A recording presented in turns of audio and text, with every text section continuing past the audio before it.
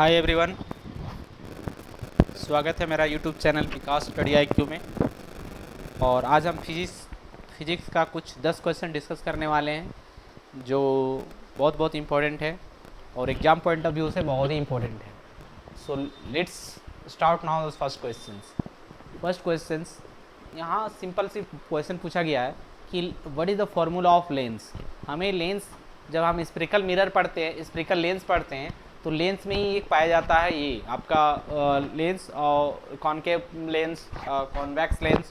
तो यहाँ सिंपल है कि पूछा गया है कि कॉनकेव लेंस का फॉर्मूला क्या होता है। तो अगर आपसे पूछा जाए मिरर तो प्लस हो जाएगा 1+1/f equal to 1/v+1/u। But यहाँ फार्मूला बनेगा आंसर आपका option number A. It means answer बनेगा आपका 1/f equal to 1/v minus 1/u। So let's next question. एक हमें गैल्वेनोमीटर से हम एमीटर में कन्वर्ट करना चाहते हैं, तो उसके अक्रॉस हमें जो जो लॉ रेसिस्टेंस लगाएंगे गैल्वेनोमीटर में, वो किस क्रम में लगाएंगे, किस अक्रॉस में लगाएंगे। तो आपका आंसर बनेगा पैरेलल। हमें गैल्वेनोमीटर को दो में चेंज करते हैं। फर्स्ट तो हमें एमीटर में चेंज करते हैं, दूसरी वोल्टमीटर में चेंज करते हैं। हमें गैल्वेनोमीटर का जो मेन फंक्शन है उसमें लिस्ट करंट मेजरिंग करते हैं, और एमीटर से हम करंट मेजरिंग करते हैं, वोल्ट मीटर से वोल्टेज मेजरिंग करते हैं। तो यहाँ पे सेकंड क्वेश्चन पूछ रहा है कि हमें गैल्वेनोमीटर से कन्वर्ट करना है किसमें, अमीटर में, यानी एमीटर में करंट मेजरिंग करने के लिए। तो उसके अक्रॉस पैरेलल में हम क्या लगाएंगे, उसके अक्रॉस में लो रेसिस्टेंस लगाकर हम उसे एमीटर बनाएंगे। अगर आपसे यही पूछा जाए कि वोल्ट मीटर कैसे बनाएंगे, तो कुछ नहीं करना है, बस आपको वही लो रेसिस्टेंस को आपको सीरीज में कन्वर्ट कर देना है, वहाँ बनता सीरीज। बट हमें आंसर क्या कर रहे हैं, यहाँ पे पूछा सवाल पैरेलल। तो नेक्स्ट क्वेश्चन। पृथ्वी के जो रोटेशन होता है, वो रोटेशन के कारण हवा डिफ्लेक्ट हो जाता है। तो which force applied are the deflect of ये फोर्स ऑफ एयर। तो एक फोर्स होता है भाई हमारे कैरोलिसिस फोर्स। जब किसी माउंट एवरेस्ट जैसे कुछ पहाड़ वगैरह से जब हवा का विक्षेपण ईस्ट टू वेस्ट चलता है, तो वो कैरोलिसिस बल द्वारा से हवा का डिफ्लेक्ट नॉर्थ से साउथ हो जाता है। तो आंसर बनेगा आंसर ए। नेक्स्ट क्वेश्चन क्या बोला है, यहाँ पे से कौन सा यहाँ पे सही है। तो आप सबको डिस्कस किए यूनिट चैप्टर में होता क्या है कि कोणीय वेग का इकाई क्या होता है। कोणीय वेग का इकाई होता है रेडियन। तो रेडियन पर सेकेंड, इट मीन सही है। देखो उसमें चालकता मतलब हीट कंडक्टेंस को हम नहीं कर सकते हैं। हीट कंडक्टेंस को मीटर में कैसे नापेंगे भाई।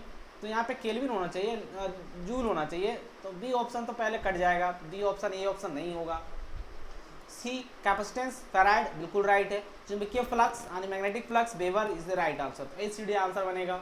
नेक्स्ट क्वेश्चन, क्या हमें कौन सा जो नॉन मेटल है जो always liquid temperature always room temperature liquid form. तो आंसर बनेगा ब्रोमीन। अगर आपसे ये मेटल पूछा जाए तो मरकरी आंसर हो जाता है, लेकिन क्वेश्चन क्या पूछा है तो नॉन मेटल, तो ब्रोमीन आंसर मार्क करेंगे।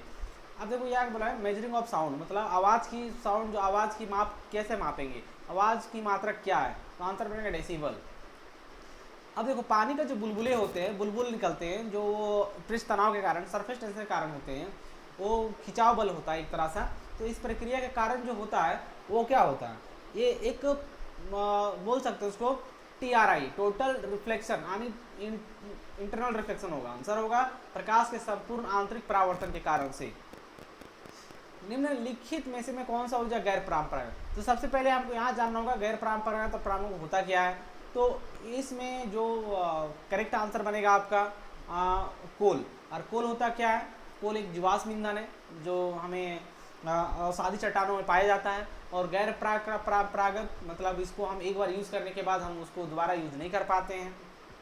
अब सौर ऊर्जा हमें अनलिमिटेड कभी चार्ज करते सकते हैं। वायु ऊर्जा रोटेशनल, ज्वार शक्ति टाइडल एनर्जी कहते हैं, टाइडल पावर कहते हैं, जो दिन में 2 बार आते हैं, 26 घंटे में कुछ मिनट में आते हैं।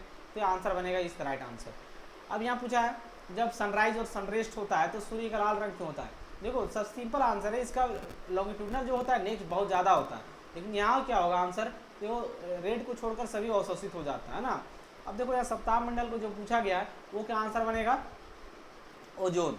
तो हमें संताप मंडल में जो ओजोन बनता है वो आपका सबसे क्या बोल सकते हैं उसको, अल्ट्रा वायलेट रे को जो प्रोटेक्ट करता है हमारे से, तो वो है ओजोन। ओजोन जो बना है O3 ऑक्सीजन के 3 अणुओं से मिलकर बना है, इसलिए ओजोन बोलते हैं उसको।